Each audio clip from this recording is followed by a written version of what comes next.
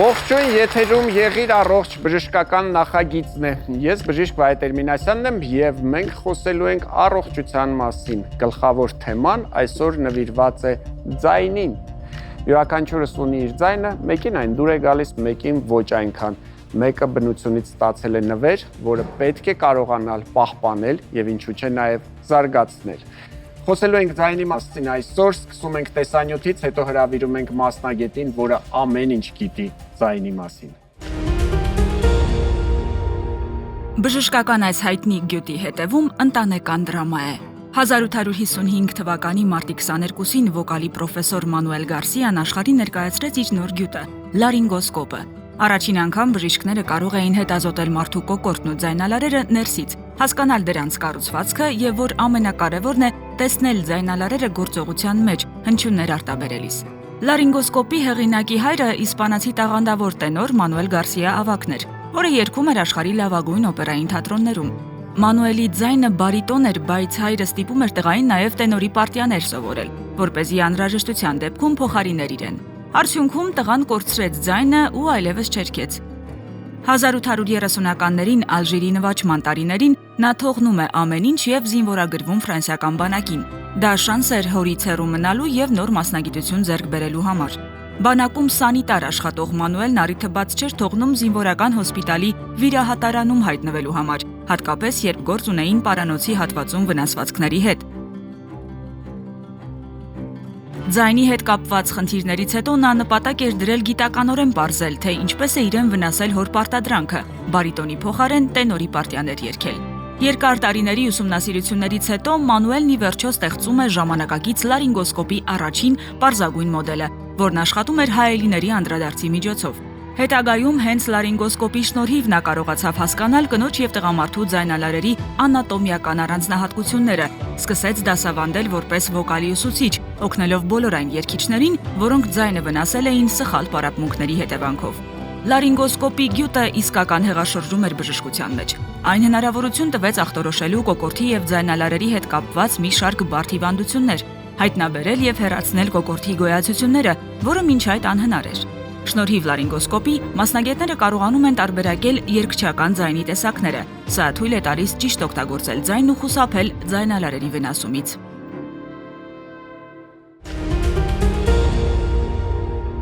Եվ այսպես հարգելի հեռուստատիտողներ, հրավիրեմ մեր այսօրվա առաջին հյուրին, իսկ հյուրս այսօր ֆոնիատր Աննա Հայրապետյանն է, դիմավորենք։ Ողջույն բժշկուհի։ Մենք այսօր խոսում ենք ձայնի մասին եւ նախ եւ առաջ ես կուզենայի, որպեսզի մենք ցույց տայինք մարդու որ հատվածն է, որ օրգանն է պատասխանատու ձայնի համար եւ ինչու են մեր բոլորի ձայները տարբեր։ Ձայնը գոյանում է կոկորդում եւ շատ մեծ դեր ունեն այսպես իհարկե մեր ձայնալարերը,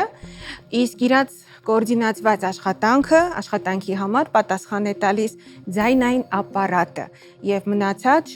շատ օրգան համակարգեր։ Սկսած օրինակ թոքային, ավարտած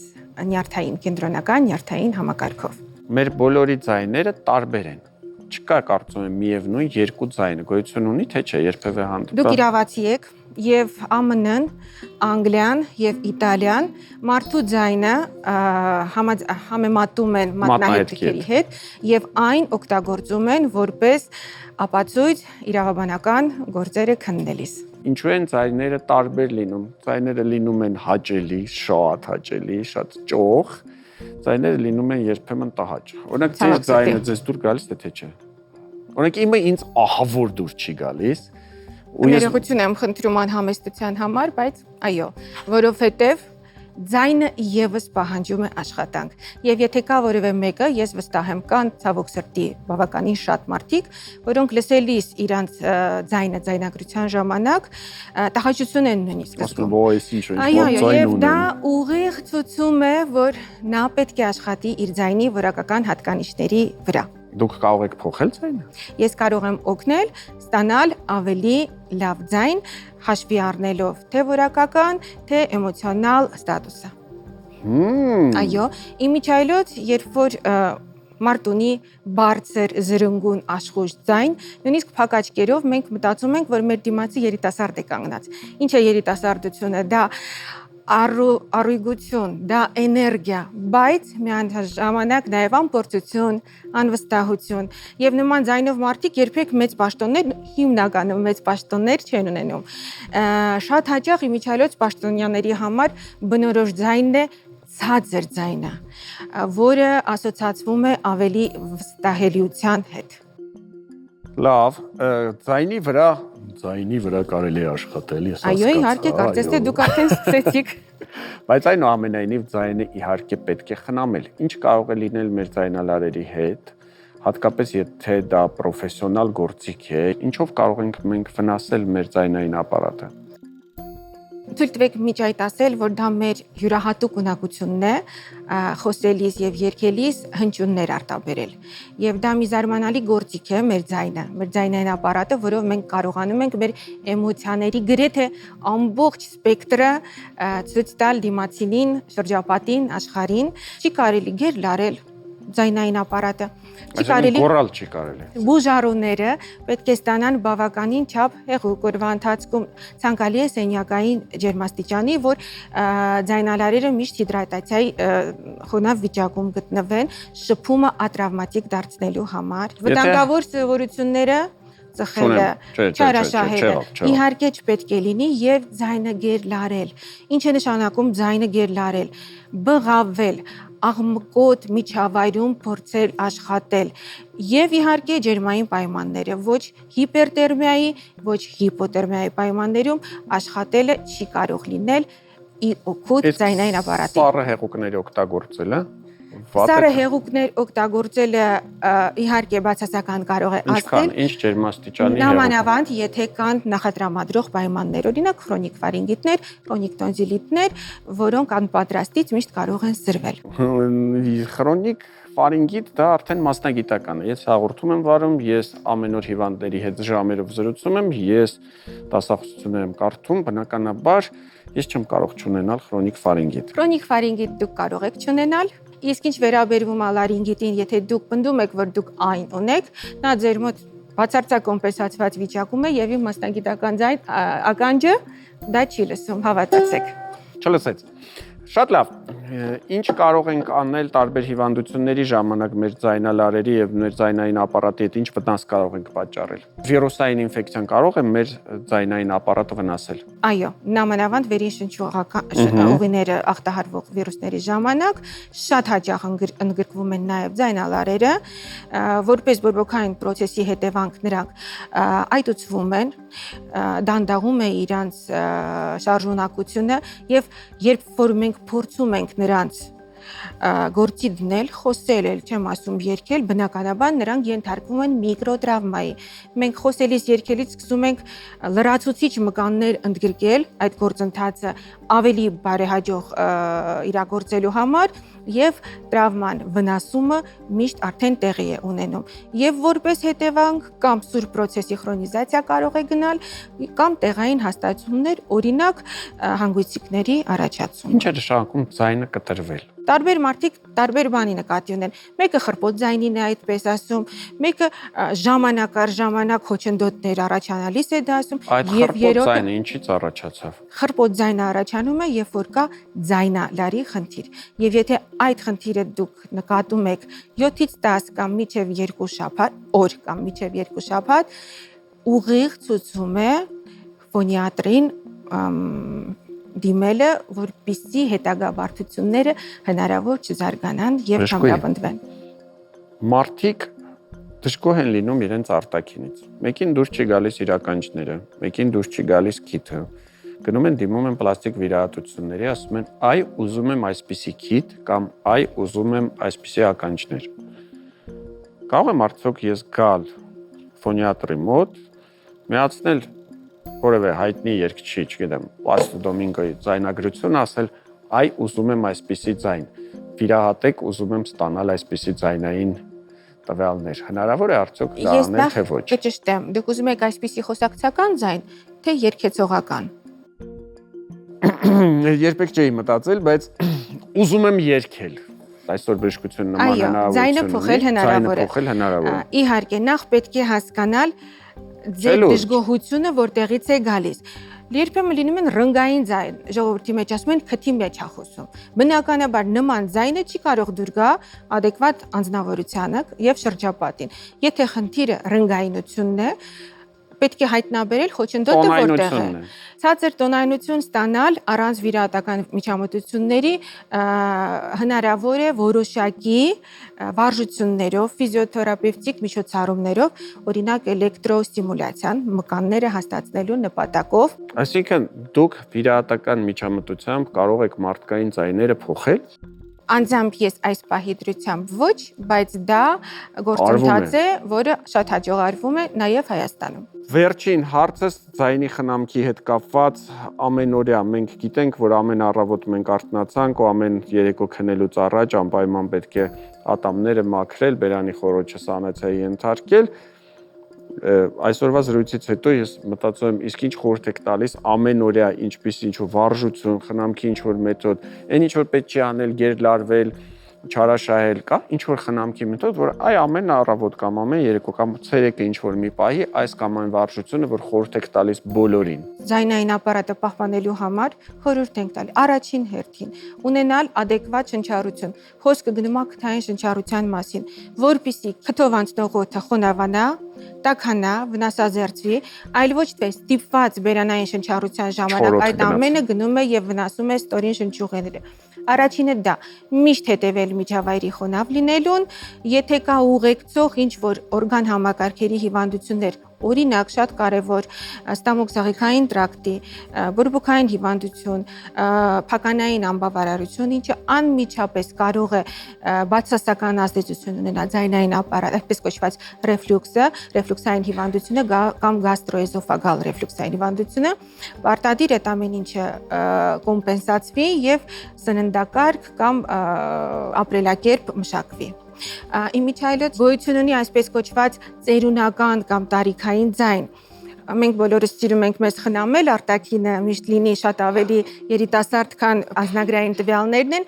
բայց ձայնը կարող է մեզ դավաճանել։ Կարող եք անգամ ձայնը երիտասարդացնել։ Այո, եւ դա շատ կարեւոր է նամանավանդ արտիստների, երգիչների համար, գեղեցիկ կանանց, որոնք ուզում են լիարժեք երիտասարդ տեսք ունենալ։ Այո, ձայնալարերը եւս ձերանում են մկանային տոնուսի իջեցման, էլաստիկության հետևանքով եւ տարբեր դեղորայք կամ իմպլանտներ ներարկելով մենք կարող ենք ստանալ երիտասարդ ձայն, այսինքն վերադարձնել ձայնալարերին առանցքականությունը, տոնուսը, լեցունությունը եւ արտաքինը արդեն կհամապատասխանի ձայնին։ Ափսոս, որ ես ջութակ նվագել չգիտեմ, որովհետև այս հատվածի վերջում անպայման պետք է հնչեր ջութակը, կարծում եմ։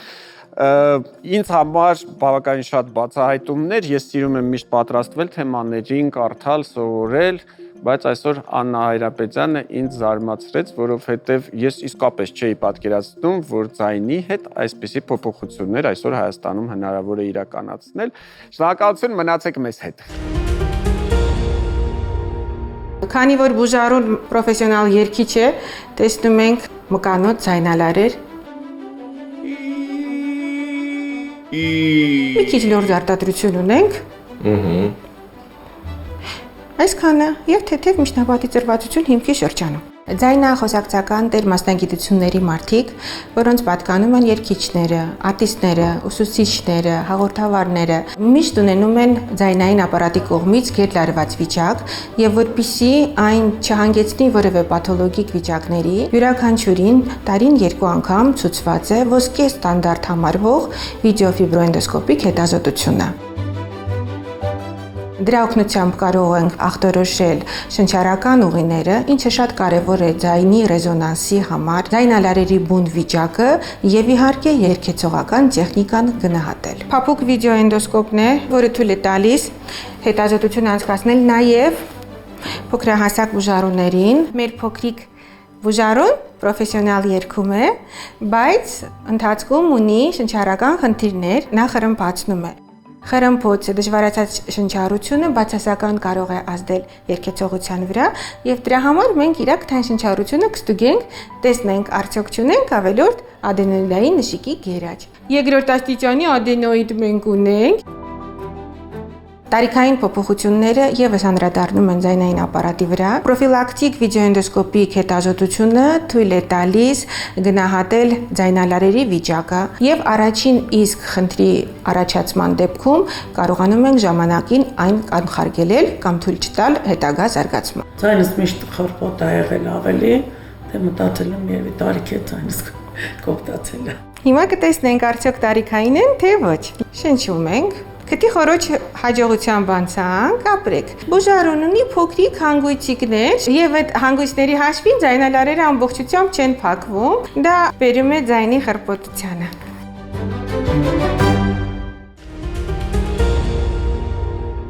Մեր հաղորդման հովանավորն է պտղաբերության կենտրոնը, որտեղ իրականություն է դառնում զույգերի, ինչպես նաև միայնակ կանանց զավակներ ունենալու երազանքը։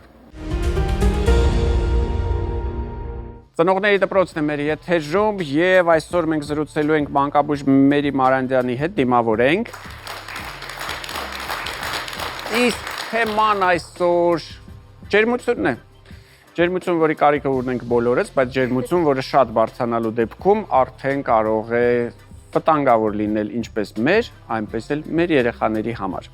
Սկսենք երևի թե ջերմաչափերից։ Ջերմաչափի ընտրությունը մենք այսօր ունենք այստեղ հին, ավանդական, այսպես հետամնաց ջերմաչափ։ Բայց ճշգրիտ, թերևս կարևոր ցուցանիշ է։ Թերևս կարևոր ցուցանիշ է հատկապես բոլոր նրանց համար, ովքեր գնում են դեղատուն, խնդրում են իրենց տալ ամենաթանկ, ամենաժամանակակից էլեկտրոնային ջերմաչափերը, բայց ես հավատացնում եմ, որ այս ջերմաչափերից լավը դեռևս չկան եւ սխալվելու հավանականությունը սրա գրեթե 0 է, ի տարբերություն ձեր էլեկտրոնային սուպեր ժամանակակից ջերմաչափերի, որոնք որ շատ հանգիստ կարող են ձեզ խաբել։ Այնպես որ եկեք դասական նորմալ ջերմաչափերը ընդունենք որպես հիմք ու շարժվենք առաջ։ Մեր բալիկը, որը մի քանի ժամ առաջ ամեն ինչ լավ էր, խաղում էր, թռվռում էր, ուտում էր, խմում էր, հանկարծ խեղճացել է, հանկարծ մի տեսակ է դարձել։ Ջերմությունը չափեցինք եւ պարզվեց, որ նորմայից ավել է։ Ինչքանն է նորման։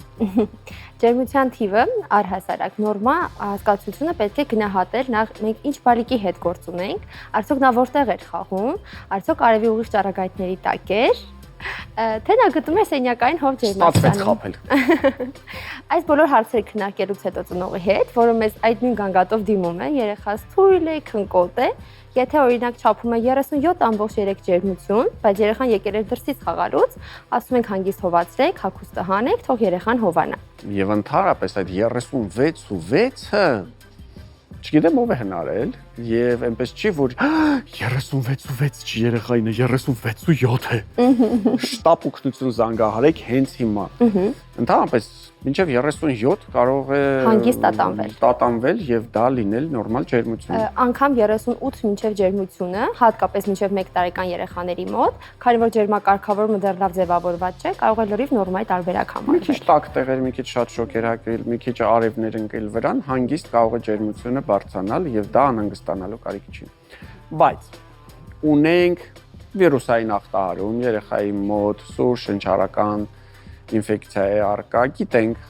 ախտորոշել ենք եւ բնականաբար որպես հետևանք ունենք ջերմության բարձրացում։ Եթե ջերմության թիվը ֆիքսել ենք 38.5 եւ ավել, գրականություն թույլ է տալիս իջեցնել 8.5 եւ ավել ջերմությունը։ Բայց եթե այդ պահին երեխան դեռ դող սարսուռ ունի, այսինքն միտում ունի բարձրացնել ջերմությունը, մենք խորհուրդ ենք տալիս չշտապել տալ ջերմիչեցնող, եթե երեխայի ինքնազգացողությունը շատ ուժեղ չէ։ Բայց երեխան չէ։ ո՞տ է զգում։ Կարող է նեղվում է։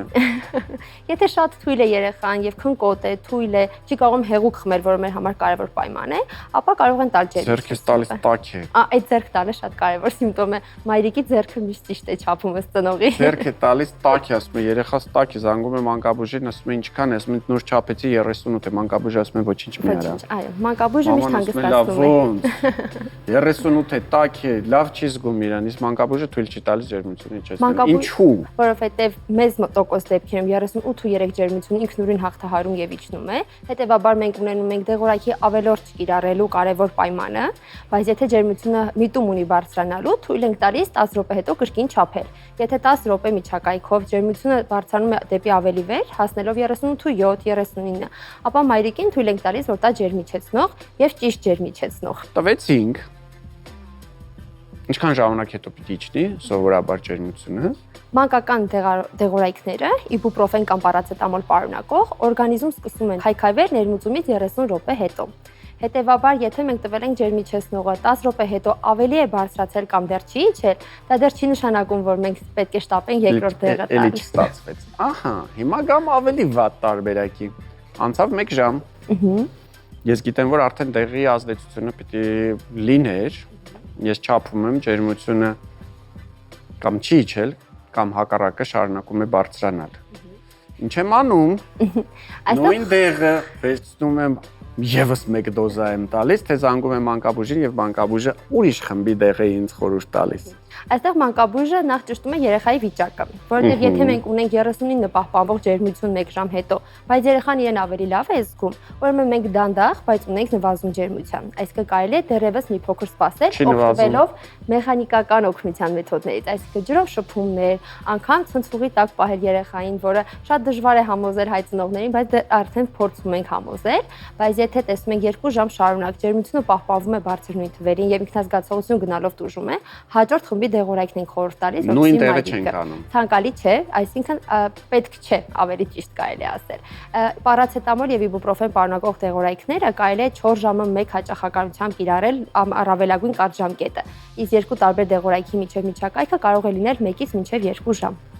Շնորհակալություն, սա շատ կարևոր է, որովհետև շատ հաճախ չենք ստանում էֆեկտը եւ նույն դեղամիջոցը էլի մի դոզա մի արեք նման բան, քննարկեք եւ փոխելով, եթե անգամ անհրաժեշտությունը կա։ Հիմա դուք ասացիք շփումների մասին, ամենահետաքրքիր թեման է, ամենավատ թեման է, որովհետև չեմ թաքցնում, փոքր ժամանակ ինձ սպիրտով շփումներ արել են։ Ինձ ավելի վատ։ Ձեզ էլ են արել։ Քացախով։ Թող չնեղանան մեր մամաները, մեր տատիկները, բայց դա շատ վատ բան է։ Եվ վտանգավոր։ Իրականում ես չգիտեմ ջերմություն դրանից իջնում է թե չէ, բայց այն որ դուք վերցնում եք եւ սպիրտով շփում եք անում, դա բերում է սպիրտային ախտահարման, այսինքն դուք թունավորում եք պարզապես երեխային։ Նույնը քացախով դուք թունավորում եք երեխային։ Որպեսզի պարզ պատկերացնեն, պատկերացրեք, որ այրա շրջանառությունը բավական ինտենսիվ է այդ պահին վերջույթներում, ձեռքերին, ոտքերին, որտեղ սիրում են շփումներ անել սպիրտային լուծիթով կամ քացախով, եւ այդտեղից բավական արագ ներծծում է լինում այդ նյութերի։ Հետևաբար ավելի լավ է չօգտագործել, քան հետո մտածել նրա կողմնակի ազդեցությունների մասին, եւ ես միշտ խորհուրդ եմ տալիս, որ ջուրը լավագույն ընտրությունն է, ծորակի սովորական ջուրը։ Իդեպ քացախը, սպիրտը, չէ, այդ բացառեցինք, բայց այնուամենայնիվ շփումներ, ջրով շփումներ թույլատրելի են։ Ինչ ջերմաստիճանի ջուր։ Սենյակային ջերմաստիճանի ջուր, երբեմն մի քիչ գոլ, որպեսզի երեխայի շատ տհաճ չլինի, կարելի է սովորական սրբիչով թրջել եւ մեծ մակերեսներին, բայց երեխաները նախընտրում են միշտ ոտքերը եւ ճակատը, որովհետեւ դա նախաճելի է երեխային, հովանում է այդ պահին մեխանիկորեն, եւ երկրորդ մայրիկին հեշտ է այդ հատվածներում թրջոցներ դնել, որպեսզի ջերմությունը իջնի բալիկի։ Ջրային թրջոցը վտանգավոր չէ, ջրային սառը ջրով ոչ մի վտանգ, ոչ մի վատ բան դուք դրանով չեք անի, ոչ մի անհանգստանալու խնդիր չկա։ Եվ այո, սրանք այն հասարակ պարզ կանոններն էին,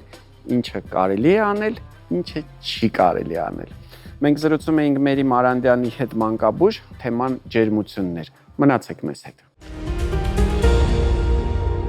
Շարունակում ենք հաղորդումը, խոսում ենք կարևորի մասին եւ իմ հյուրը այսօր Մաշկաբան Աննա Հարությունյանը, ողջույն բժշկուհի, իսկ զրուցում ենք մենք մաշկային պիգմենտների մասին։ Իդեպ մարդիկ կան, որ շատ սիրում են իրենց պեպենները։ Պեպենը դա մաշկային պիգմենտ է թե ոչ։ Այո, մաշկային պիգմենտն է, մաշկաբանության մեջ կոչվում են նաև էֆելիտներ, ավելի երիտասարդ տարիքում են հանդիպում, պատանեկան տարիքում, հիմնականում բաց աչքեր, բաց գույնի մազեր ունեցող անձանց մոտ, ովքեր ֆիզպատրիկի դասակարգում կա մաշկաբանության մեջ, որոնք ավելի բաց, մաշկի տիպին են պատկանում։ Հիմնականում իրենց մոտ է լինում։ Իսկ ինչու է այնպես ստացվում, որ պեպենները կարող են գալ ու կարող են գնալ։ Կախված է պիգմենտի արտադրման քանակից եւ տեղաբաշխումից։ ինչքան են իրենք արտադրվում, որ հատվածում ինչքան շատ են տեղաբաշխվում, այդտեղ մնում են եւ դրանից հետո գալ գնալը այդպես մի քիչ հարաբերական է, կարող են գնալ գույնը բացենալ, ասենք ենթադրենք պիլինգների հետևանքով կամ այլ լազերային, հա, միջամտությունների հետևանքով, որի արդյունքում իր բացվում է։ Դրանց վերացնելու, ես ասում եմ, որ տարվա տարբեր եղանակներին կարող են ամառը ամառը շատանալ, եղանակներից, որտեղ այն եղանակներին իհարկե, որտեղ արև կա շատ, ավելի ինտենսիվ է երևի ամռան ամիսներին։ որևէ վտանգ մաշկային պիգմենտը իրենց ներկայացնում է, թե ոչ։ Մի քիչ հարաբերական է, իրականում վտանգ չի ներկայացնում, բայց եթե օրինակ տարեցների հա պիգմենտն է, ավելի բարձր հասակի առաջացած պիգմենտ է, որը միանգամից արևի ներգործության հետևանքով է առաջացել, իրենք կարող են վերածվել մաշկային նախաքաղցկեղային պրոցեսների։ Մենք այսօր խոսում ենք ավելի երիտասարդների մոտ սովորական պիգմենտների մասին, որոնք շատերին նյարդայնացնում են։ Մարդը իր պիգմենտները շատ սիրում է, ուրախանում է։ Մենք ունենք հայտնի մոդելներ, գիտենք, որոնք սիրում են իրենց պիգմենտները այսպես ցուցաբերելով ման գալ, բայց կան մարդիկ, որոնց սա շատ նյարդայնացնում է։ Այո, Եվ ինչ խորհուրդներ կտանք նրանց։ Նախ որ չառաջանան։ Որ չառաջանան։ Ամենաառաջինը կանխարգելիչ միջոցը դա արևից պաշտպանվելը։ Միանշանակ արևապաշտպանագրամներ, այո, 50 SPF+։ Նաև ճիշտ խնամքն է շատ կարևոր, որովհետև ճիշտ մաքրումը մաշկի չի բերի ավելորդ հա գոյացությունների, այսինքն բորբոքային էլեմենտների առաջացմանը դեմքին, դրանք էլ չեն թողնի հետբորբոքային պիգմենտային բծեր։ Արևապաշտպան քսուկների մասին խոսելիս միշտ հիշեցնում ենք, որ դրանք օգտագործում ենք ոչ միայն ամռանը, այլ տարվա բոլոր եղանակներին։ Վիտամին D-ն էլ մենք այսպես թե այնպես կստանանք։ Թարմացումն է շատ կարևոր, այսինքն եթե արևի ու ճառագայթների ներքո են գտնվում, 2 ժամ 1 պարտադիր պետք է թարմացնել։ Հիմա այն թեկուզ ծով գնալուց 2 ժամը 1 պարտադիր թարմեցնում ենք, հա։ Թե մի հատ առավոտյան քսվում են կամ փչվում են, այո, ու հետո ամբողջ օրը իրենց թվում է իրենք պաշտպանված են, չկա այդպիսի բան։ Գնացինք առաջ, արևից պաշտպանվում ենք, այնուամենայնիվ լավ չէինք պաշտպանվել, պիգմենտները առաջացան եւ այդ պիգմենտները մեզ նյարդայնացնում են, մենք ուզում ենք նրանցից ազատվենք։ Ժամանակակից բժշկությունը ինչ է առաջարկում։ Մի քանի տարբերակներ առաջանում կախված պիգմենտը ինչից է առաջացել։ Այդ շատ կարևոր է, հա, ինչի, որովհետև եթե պիգմենտը առաջացել, մենք ունենք պիգմենտներ նաև որ առաջանում են բորբոքման հետևանքով, օրինակ, պացիենտ ունի ակնե, ակնեի հետևանքով, հա, առաջացել է հետբորբոքային պիգմենտային բիծ, պոստակնե պիգմենտ։ Այդ պիգմենտը հանելու համար, այսինքն ազատվելու համար առաջարկում ենք պիլինգներ, առաջարկում ենք մեզոպլազմոթերապիաներ, իսկ բարդ գործողություն է իրականում, թե չէ։ Իրականում ոչ այնքան, ոչ տրավմատիկ է, այո, բայց վերականգնողական շրջան գրեթե չունի։ Կներեք կոպիտ արտահայտությանս համար քերելու հանելու ենք վրայից այսպես։ Չէ, չեն քերելու եւ չենք հանելու, ուղղակի ներարկում է կատարվում տվյալ հատվածում, իհարկե ցավազրկումով, հա, ցավազրկումամբ նոր կատարվում է այդտեղ ներարկումը, որը որ վիտամինային հարուստ նյութ ներարկվում է, այդտեղ սկսում է մաշկի ռեգեներացիոն հատկություններն ուժեղանալ եւ այդ հետքերը գնալով ավելի քչանում են։ Ամենատարածված սխալները, որ դուք տեսել եք պիգմենտների վերացման համար, որ մարդիկ փորձել են իրականացնել, են ավանդական միջոցներով, կիտրոնաթթու, կիտրոնի,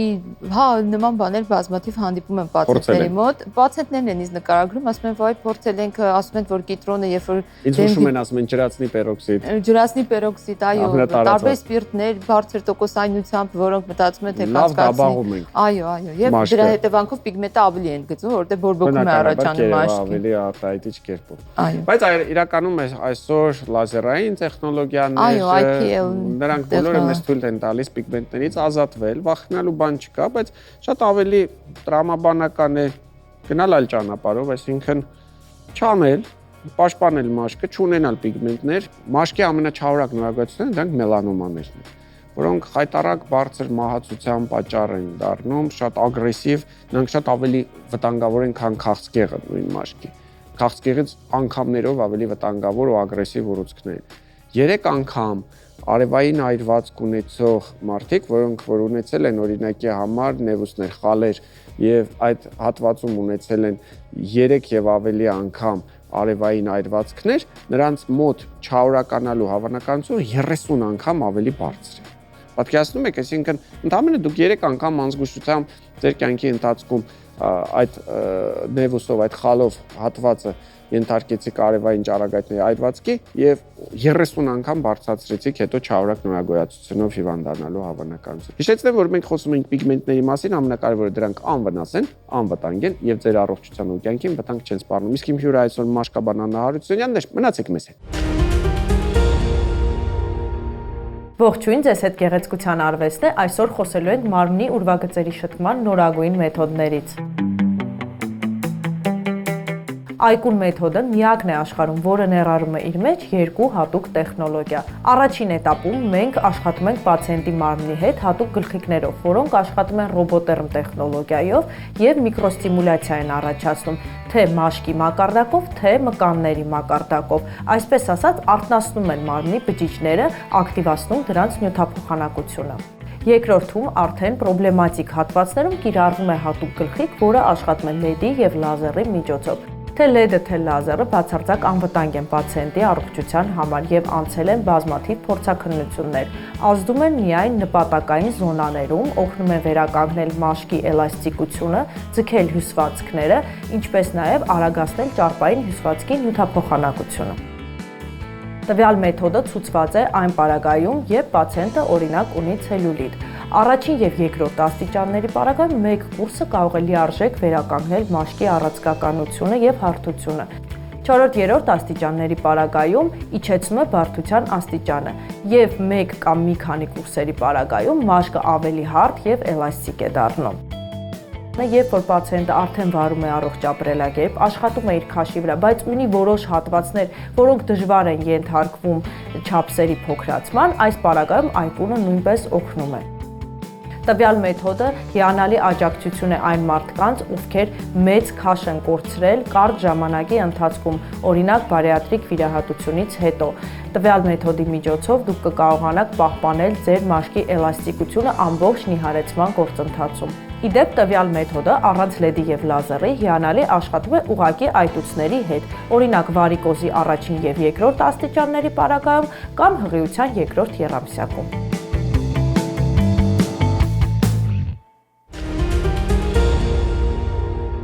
Դե ինչ հարգելի հեռուստադիտողներ, այսօրվա համար պատրաստել էինք այսքանը։ Ուզում եմ հիշեցնել, որ մեր հաղորդման հովանավորը պտղաբերության կենտրոնն է, որտեղ իրականություն են դառնում ցանկացած զույգի, ինչպես նաև միայնակ կանանց զավակ ունենալու երազանքները։ Ուզում եմ նաև հիշեցնել, որ մեր ամբողջ թիմը աշխատում է ձեզ համար, որ ձեզանից յուրաքանչյուրը լինի առողջ ու պահպանի այդ առողջությունը։ Եղիր առողջ, կհանդիպենք։